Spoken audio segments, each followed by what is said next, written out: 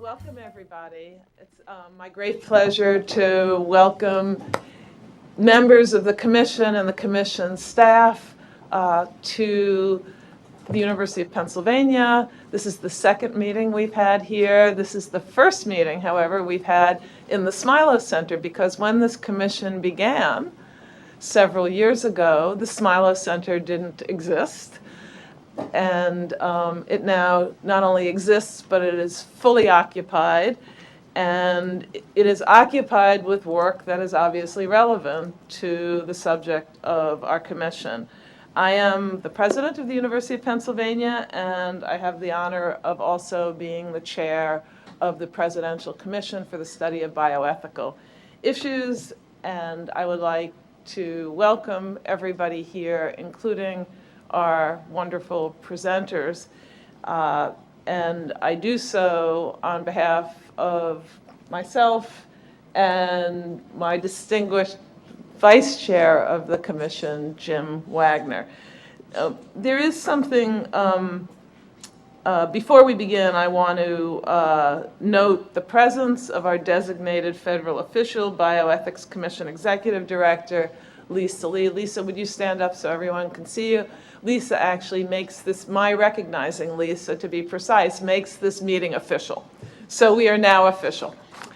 I want to begin with something that is sad, which is noting the recent passing of one of the great figures, founding figures of bioethics, Dr. Edmund Pellegrino. Ed Pellegrino died in June. And I'd like to say a few words about him because he was such a seminal figure, both in bioethics and in the history of bioethics commissions. He served as chair of the President's Council on Bioethics during the second term of the previous U.S. presidential administration. So I thought it appropriate to pause as we begin this 14th meeting of our Bioethics Commission to pay our respects to Dr. Pellegrino. Dr. Pellegrino began writing on the subject of medical ethics in the late 1950s, well before the term bioethics was coined. In 1969, he helped to found the world's first formal bioethics society, the Society for Health and Human Values, which is a precursor to the current American Society for Bioethics and Humanities. He served as its second president, and he was founding editor of the Journal of Medicine and Philosophy, and he served as the U.S. representative in UNESCO for the development of the Charter on Bioethics. A medical scientist, as well as a great humanist, Dr. Pellegrino served as chair of the Department of Medicine at the University of Kentucky. He was the first dean of Stony Brook University Medical School, chancellor for health sciences at the University of Tennessee, president of the Yale New Haven Medical Center, president of the Catholic University of America, director of the Kennedy Institute of Ethics at Georgetown University, and founded Georgetown Center for Clinical Bioethics, which was recently named in his honor. He received a mere 54 honorary doctorates. He received the Abraham Flexner Award of the Association of American Medical Colleges, the Benjamin Rush Award of the American Medical Association, the first Lifetime Achievement Award of the American Society for Bioethics and Humanities, and the Henry Knowles Beecher Award of the Hastings Center for Ethics and the Life Sciences. He was a member of the Institute of Medicine and a master of the American College of Physicians. Above all, I have to say, and I think Dr. Pellegrino would agree, that above all, he was a scholar and a teacher. And he was a scholar and a teacher of extraordinary talent. His writings, which included 23 authored or edited books and 602 scholarly articles, were not only prolific but influential. At the heart of his ideas were the notions that medical ethics could not be separated from the philosophy of medicine, and that a phenomenological understanding of the fact of illness and the physician's response to the patient's predicament provided a basis for medical ethics. Medical ethics began with the experience of a patient and the patient-doctor relationship. He was a tireless lecturer of immense enthusiasm, and he was a generous mentor to physicians, to graduate students, and anyone who came to his office seeking advice and counsel. Many of us in this room owe him a great deal of personal gratitude. And I have to say that Dr. Sulmacy on our Bioethics Commission is somebody who found Dr. Pellegrino a particular inspiration, and who, I also have to say, Dr. Sulmacy wouldn't, really demonstrates what an amazing legacy somebody can have, a legacy that will live on because of many of his students, not the least of which Dan Sulmacy. I ask you now to join me in a moment of silence recognizing Dr. Pellegrino.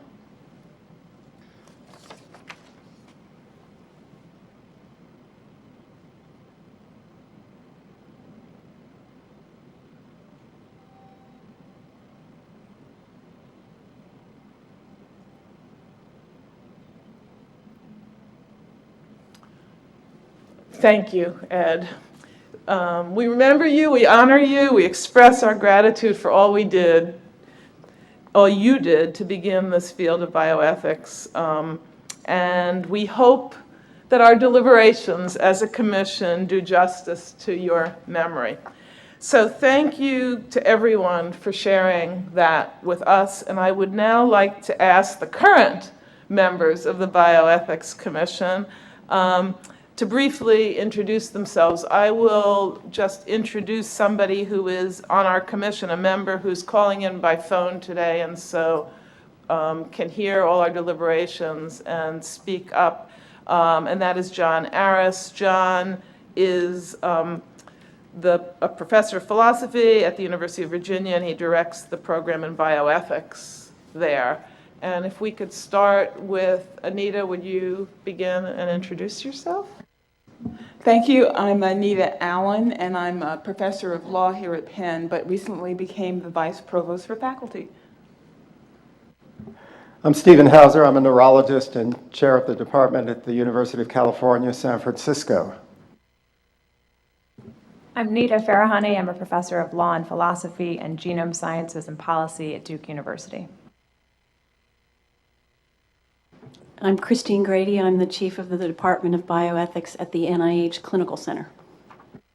I'm Barbara Atkinson. I'm the Emeritus Executive Vice Chancellor and previous Dean of Medicine at University of Kansas Medical Center. Dan Sulmacy, the University of Chicago Divinity School and Department of Medicine, and Ed Pellegrino, one of Ed Pellegrino's many students. We have an ambitious agenda for this two-day meeting, including potential recommendations for the ethical management of incidental findings across contexts, which we'll do today.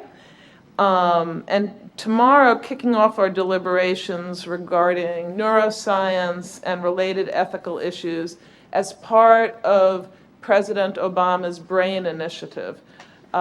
Before we turn to incidental findings, I want to let you know about some additional ongoing work of the Bioethics Commission.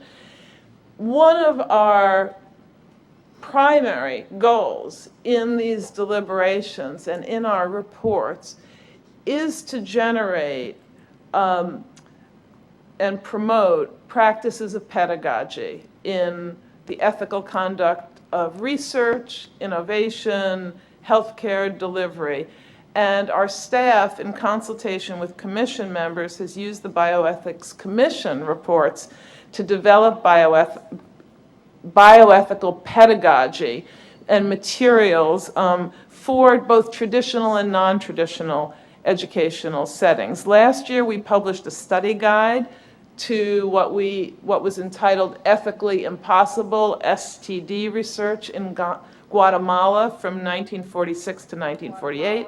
And that's being used by higher education and other interested members of the public.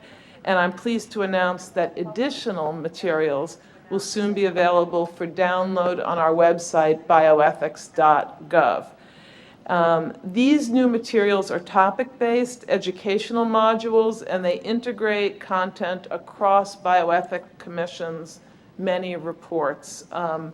And this format, this modular format, allows us to update the materials as we complete educational projects, maximizes flexibility in how instructors can integrate the Bioethics Commission's educational materials into existing or standalone curricula. Modules are being developed right now on informed consent and community engagement, and they'll be posted on bioethics.gov in the next several weeks. So be on the lookout for them, and please do use them, and please do share any comments you have on them with us. Now I just want to take a moment before I turn it over to our vice chair to see if he wants to say any introductory comments to explain how we'll take public comments. At the registration table out front, there are comment cards. You can write down any comments you have on one of those cards, hand it to any commission staff member. They're all wearing name badges that say staff. Can our staff members please stand up?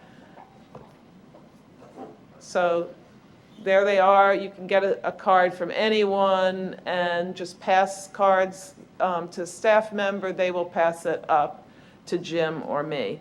And we welcome comments. Jim. Thank you, Amy. In fact, that's the first thing I want to do is thank you and your colleagues at Penn for hosting us here.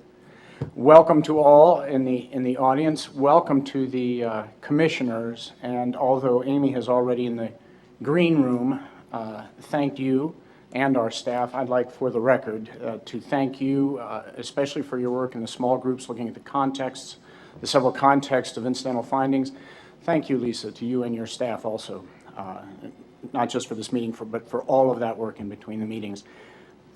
I think given our time, I think we'd better get on with things, and I'll insert comments later on. Thank you. We've always been on time, so here we go.